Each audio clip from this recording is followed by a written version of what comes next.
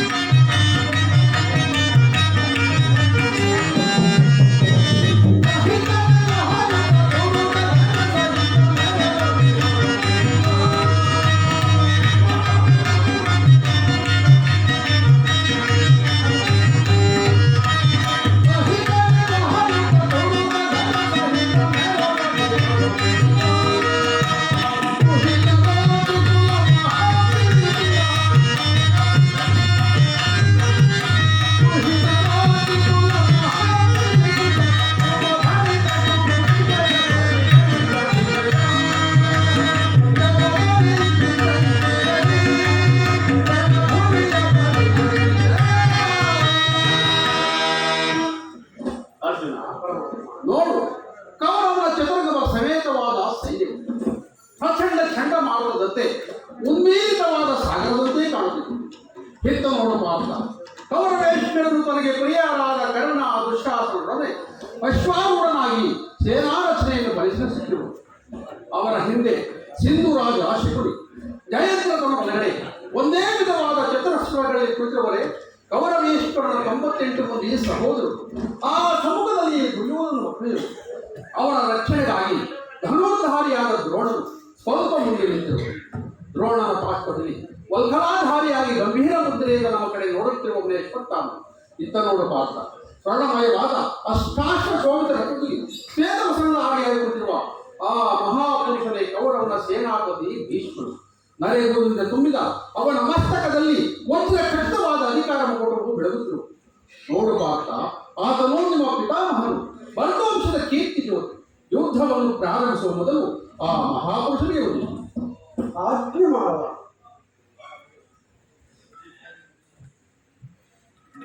ಭೀಷ್ಮನ್ ಕುರುಪಿತಾಮಹ ಇರೋದಿಗೆ ವಂದಿಸುವುದು.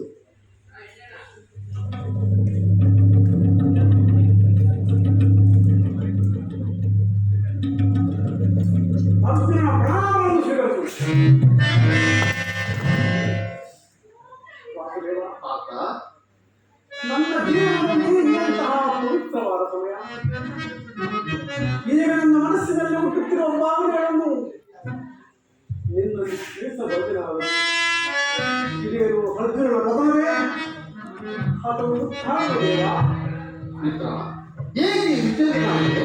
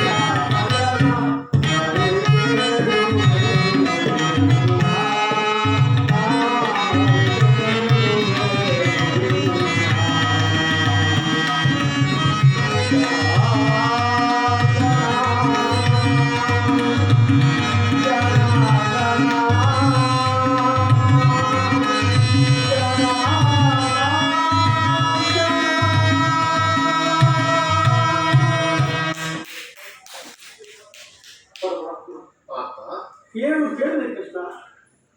ಹಂಗ ಪ್ರತ್ಯಂಗಗಳಲ್ಲಿಯೂ ದಾರುಣವಾಗಿ ಬೇಸಿಗೆ ಬಿಸಿಲಿನಲ್ಲಿ ಬೆಂದ ತಾವರೆಯಂತೆ ನನ್ನ ಮುಖವು ಮಾಡುತ್ತಿರುವುದು, ಶರೀರದಲ್ಲಿ ಕಂಬಳು ರೋಮಾಂಚನ ಹುಟ್ಟುತ್ತಿರುವುದು, ಕೈ ಕಾಲುಗಳಲ್ಲಿ ನಿಲ್ಲಲು ಪ್ರಾಣವಿಲ್ಲ, ನಾಲಿಗೆಯು ಒಳಗುತ್ತಿರುವುದು. ಪರಮಾತ್ಮ, ನಾನು ನೋಡುತ್ತಿದ್ದಾದರೂ ಏನನ್ನು? ಇವರೆಲ್ಲರೂ ನನ್ನ ಬಂಧು ಬಾಂಧವರು, ಗುರು ಹಿರಿಯರು, ಜಾತಿಗಳು, ಮಿತ್ರರು. ಇವರು ಅದೆಷ್ಟು ಜನರ ಸಮಯಗಳಲ್ಲಿ ಭಾರತದ ಪವಿತ್ರವಾದ ರಕ್ತವು ಹರಿಯುತ್ತಿರುವುದನ್ನು ನೀನು ಬಲ್ಲೆಯ? ಕೇವಲ ರಾಜ್ಯದ ಬೇರಿನ ಆಸೆಗಾಗಿ ಇವರನ್ನು ಒಲಿಸಲು ನನ್ನಿಂದಾಗದು. 3 ಲೋಕ ಸಾರ್ವಭೌಮ ಪಡೆಯುವ ಸಲುವಾಗಿ ಈ ಗುರುವನಿಗೆ ಜ್ಞಾತಿಂಸೆಯೇ ಕೈ ಹಾಕಲಾಗದು. ನನಗೆ ಈ ಯುದ್ಧವು ಬೇಡ, ದಯಮಾಡಿ ಹಿಂದಿರುಗಿಸುತ್ತ.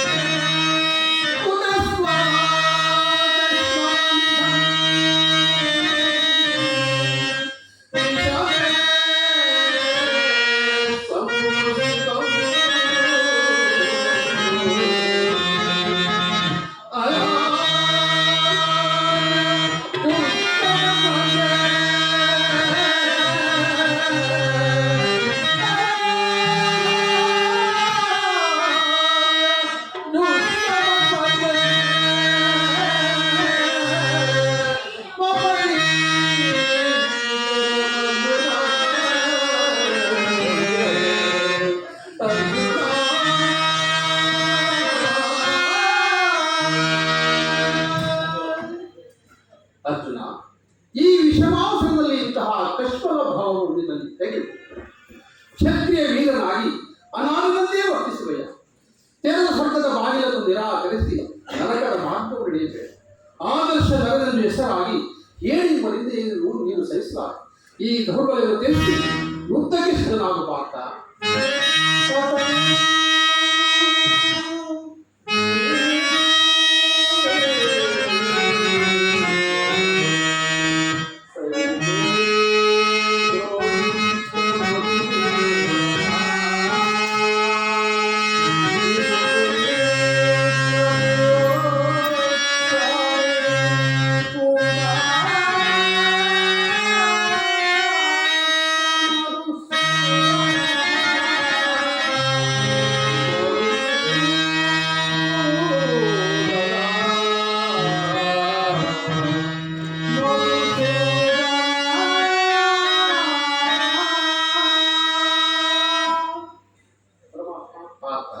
ಒಂದು ಸಾರಿ ಕುರುಸೈನ್ಯದ ಕಡೆಗೆ ದೃಷ್ಟಿಸಿದವರು. ಭೀಷ್ಮನು ನನ್ನ ಪೂಜ್ಯ ಪಿತಾಮಹರು. ಆಚಾರ್ಯ ದ್ರೋಣರು ನನಗೆ ಹಸ್ತ ಶಿಕ್ಷಣಗಳನ್ನು ಕಲಿಸಿಕೊಟ್ಟ ಗುರುಗಳು. ವಿರಾಧರಾದ ಗುರುಗಳ ಮೇಲೆ ನಾನು ಬಾಣಗಳನ್ನು ಪ್ರಯೋಗ ಮಾಡುವೆ. ಗುರುಗಳಿಂದ ಕಳಿಸುವ ಸಂಪತ್ತಿಗಿಂತ ಭಿಕ್ಷಾವೃತ್ತಿಗೆ ಶ್ರೇಯಸ್ಕರವಾದ ಬಂಧು ಬಾಂಧವರನ್ನು ರಕ್ತದಿಂದ ತೊಳೆದ ರಾಜಭೋಗವನ್ನು ಅನುಭವಿಸುವ ಇಚ್ಛೆಯೂ ನನಗಿಲ್ಲ. ಅಶಾಶ್ವತವಾದ ರಾಜಭೋಗಕ್ಕೊಳಗಾಗಿ ಶಾಶ್ವತವಾದ ಧರ್ಮವನ್ನು ನಾಶಿಸುತ್ತೇನೆ. ಸ್ವಜನವದೆಯೂ ನನಗೆ ಸಮ್ಮತವಲ್ಲದೇವಾ, ನನಗೆ ಸಮ್ಮತವಲ್ಲ. ಅರ್ಜುನ, ಯಾರನ್ನ ಯಾರು ಒಲಿಸುವುದು? ಅಳವಿಲ್ಲದ ಆತ್ಮವನ್ನು ಒಲಿಸುವುದು ಅಸಂಭವ. ಮನುಷ್ಯರು ಹರಿದು ಹೋದ ಬಟ್ಟೆಗಳನ್ನು ಬಿಸುವುದು ಹೊಸ ಬಟ್ಟೆಗಳನ್ನು ಧರಿಸುವಂತೆ ಆತ್ಮನು ಜೀರ್ಣವಾದ ದೇಹವನ್ನು ತ್ಯಾಗ ಮಾಡಿ ಬೇರೊಂದು ದೇಹವನ್ನು ಆಶ್ರಯಿಸಿ. ಮರಣವು ದೇಹದ ನಾಶ, ಅವಿನಾಶಿಯಾದ ಆತ್ಮದ ಅವಸಾನವಲ್ಲ. ದೇಹಕ್ಕೆ ಬಾಲ್ಯ, ಯೌವನ, ವಾರ್ಧಕ್ಯಾದಿ ಅವಸ್ಥೆಗಳು ಪ್ರಾಪ್ತವಾಗುವಂತೆ ಮಾನವನಿಗೆ ದೇಹಾಂತರ ಪ್ರಾಪ್ತಿಯು ಸಹಜವಾಗಿದೆ. ಪಂಡಿತನಾದವನು ಅದರ ಸಲುವಾಗಿ ದುಃಖಿಸುವುದಿಲ್ಲ. ಈ ಭೀಷ್ಮ ದ್ರೋಣರು ನಾನು ನೀನು ಕೂಡ ಹಿಂದೆ ಅನೇಕ ಸಾರಿ ಜನಿಸಿದೆವು, ಮುಂದೆಯೂ ಜನಿಸುವ. ಜನ್ಮ ಮೃತ್ಯುಗಳು ಪ್ರವಾಸದ ಹೇಳುವಂತದ್ದು. ಹುಟ್ಟಿದವರಿಗೆ ಮರಣವು, ಮೃತನಿಗೆ ಪುನರ್ಜನ್ಮವು ಮೊದಲೇ ನಿಶ್ಚಿತವಾಗಿದೆ. ಅವಶ್ಯವಾಗಿ ಆಗಬೇಕಾದುದಕ್ಕೆ ಮೂಢನಂತೆ ಚಿಂತಿಸಿಕೊಂಡು ಯುದ್ಧವು ಕ್ಷತ್ರಿಯ ಧರ್ಮ. ನಿನ್ನ ಧರ್ಮವನ್ನು ನೀನು ಪಾಲನೆ ಮಾಡಬಾರದ ಪರಮಾತ್ಮ. ಯುದ್ಧದ ಹೆಸರೆತ್ತಿದರೆ ನನ್ನ ಹೃದಯವು ಕಂಪಿಸುತ್ತದೆ. ಉತ್ಸಾಹ ಸೈತ್ಯಾದಿತ್ಯಗಳಿಂದ ನನ್ನ ಸರ್ವಾಂಗಗಳು ನಿಶ್ಚೇಷಿತವಾಗಿವೆ. ಆದರೂ ನಾನು ಹೇಳಿಲ್ಲ. ಪಾಪ ರೀತಿಯಿಂದ ಯುದ್ಧ ಕ್ಷತ್ರಿಯನಿಗೆ ಯುದ್ಧದ ಹೊರತಾಗಿ ಮತ್ಯಾವ ಧರ್ಮವೂ ಇಲ್ಲವೇ?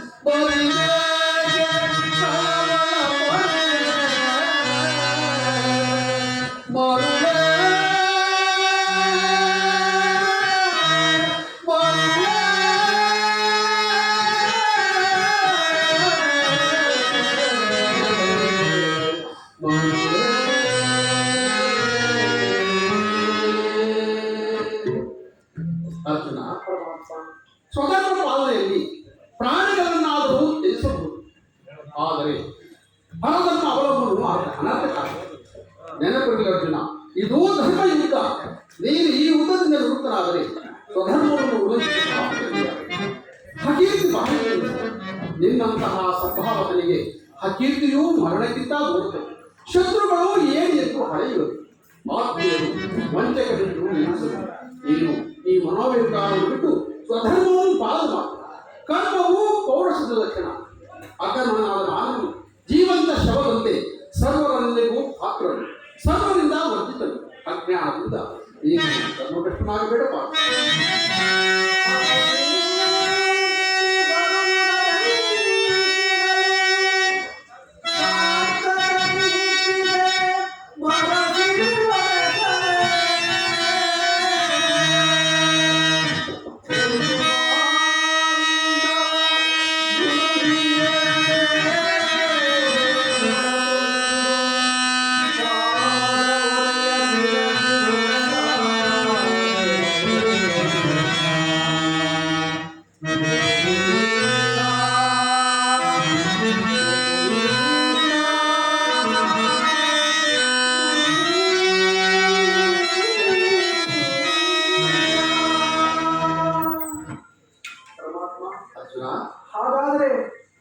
ಹಾಗಾದರೆ ಈ ಯುದ್ಧದಲ್ಲಿ ನನ್ನ ಕರ್ಮ ಬೇಕು.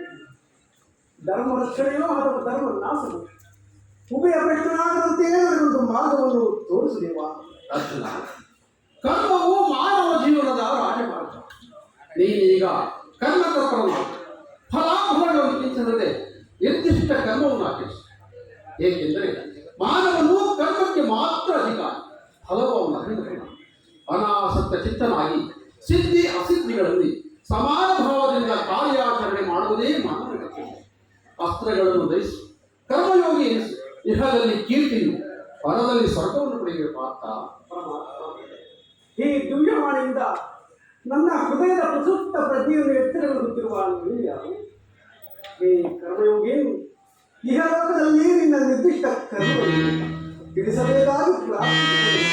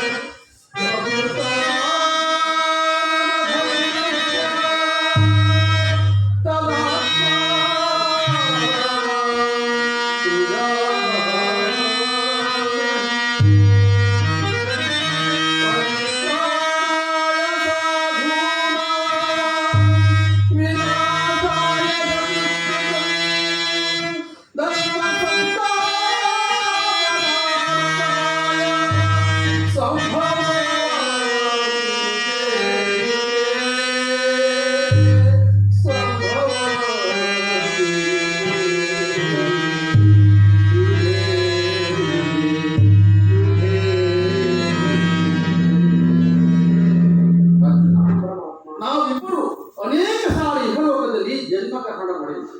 ನನಗೆ ಅವುಗಳ ನೆನಪು ನಿನಗಿಲ್ಲ. ನಾನು ಜನ್ಮದ ಅವೇ ಆತ್ಮನು ಪಂಚಭೂತಗಳಿಗೆ ಒಡೆಯನು. ಯಾವಾಗ ಧರ್ಮದ ಪತನವು ಅಧರ್ಮದ ಉದ್ಧಾರವಾಗುವುದು, ಆಗ ನಾನು ಭೂಮಿಯಲ್ಲಿ ಜನ್ಮಗ್ರಹಣ ಮಾಡಿ ಸಜ್ಜನರ ಪಾಲನೆ, ದುಷ್ಟರ ನಾಶ, ಧರ್ಮ ಸಂಸ್ಥಾಪನೆ ಇವು ನನ್ನ ಅವತಾರದ ಮುಖ್ಯ ಉದ್ದೇಶಗಳು. ಪಾತ್ರ ಪರಮಾತ್ಮ, ನಿನ್ನ ಅವತಾರದ ಬುದ್ಧಿಗಳಿಗೆ ನಿನ್ನನ್ನು ತಿಳಿಯುವ ಬಗೆಯಲ್ಲಿ ಉತ್ತರವನ್ನು ಕರುಣಿಸು ಮಹಾಮಹಿಮ. ಅರ್ಜುನ, ನಾನು ಮಾಯಾರೂಪ ದರಿದ್ರಿ ಎನಿಸಿ ಸರ್ವ ಪ್ರಪಂಚವನ್ನು ಧಾರಣ ಮಾಡಬೇಕು. ಜಲರೂಪದಿಂದ ಪ್ರಾಣಿಗಳಿಗೆ ಜೀವವನ್ನು ಕೊಡಬೇಕು. ಅಗ್ನಿಮಯವಾಗಿ ಅವುಗಳ ಶಕ್ತಿಯನ್ನು ವರ್ಧಿಸಬೇಕು. ವಾಯುವೆನಿಸಿ ಚಲಿಸಬೇಕು. ಆಕಾಶವೆನಿಸಿ ವಿಶ್ವ ಜಗತ್ತನ್ನು ವ್ಯಾಪಿಸಬೇಕು.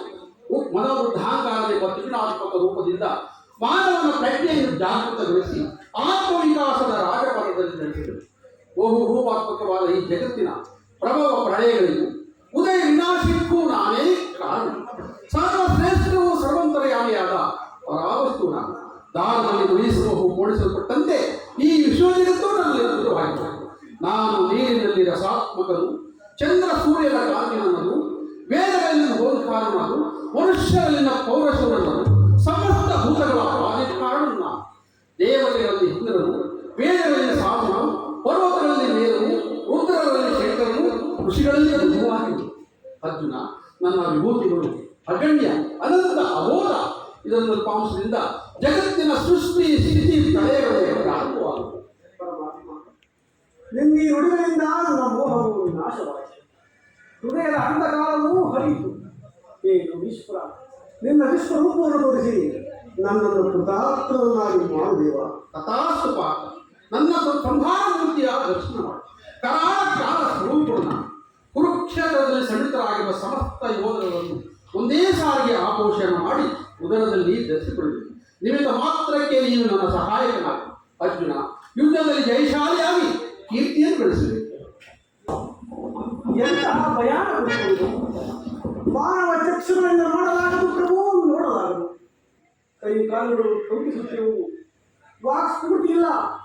ಕರುಣಾಮಯನೇ, ನಿನ್ನ ಸೌಮ್ಯ ರೂಪವನ್ನು ಭಕ್ತರ ಹೃದಯದಲ್ಲಿ ಹಾರಿದ ಕರುಣೆಗಳನ್ನು ಎಬ್ಬಿಸುವ ನಿನ್ನ ಸುಧಾ ಮುಗುರವಾದ ನಮ್ದ ಮಾಸಗಳು ಗೋಪಿಕ ವಲ್ಲಭ ಲರಣ ಚಿತ್ತ ವಿಜಯವಾದ ನಿನ್ನ ಗಂಭೀರ ಸುಭಾಸ ಒಡರಬೇಕು.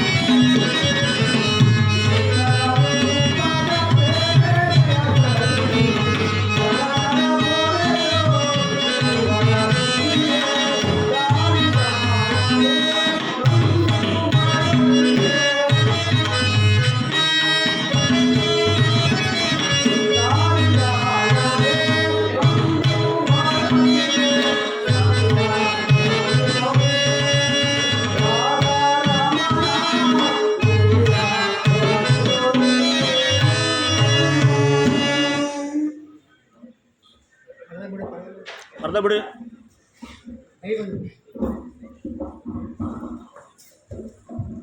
ಭಯವನ್ನು ಬಿಡು ಕಾಣಿಸ್ತಾ ಕದಾಚಕ್ರ ಶೋಭಿತವಾದ ನನ್ನ ಸೌಮ್ಯ ಮೂರ್ತಿಯ ದರ್ಶನವಾಗಿ ಸಾಗರ ಮಧ್ಯದ ಪ್ರಶಾಂತ ಗಂಭೀರ ಜಲರಾಶಿಯಲ್ಲಿ ನಿಶ್ಚಲವಾಗಿ ನಡೆಯುವ ನಾವೆತ್ತಿ ನಿನ್ನ ಹೃದಯವು ಶಾಂತವಾಗಿ ಕುರುಕ್ಷೇತ್ರದ ರಕ್ತ ಪ್ರಳಯದಲ್ಲಿಯೂ ಈ ನಿನ್ನ ನೌಕೆಯು ಪದಭ್ರಷ್ಟವಾಗುವುದನ್ನು ನೋಡಿಕೊಂಡು ಸುರಕ್ಷಿತವಾಗಿ ನಾನು ಕರುಣಾಧಾರಾಯಿಸುವೆ. ಅರ್ಜುನ ತೆಗೆದುಕೋ ಧನುರ್ಭಾಗ ರಣಭೂಮಿಯಲ್ಲಿ ಮೊಳಗಿಸುವ ಇಲ್ಲ.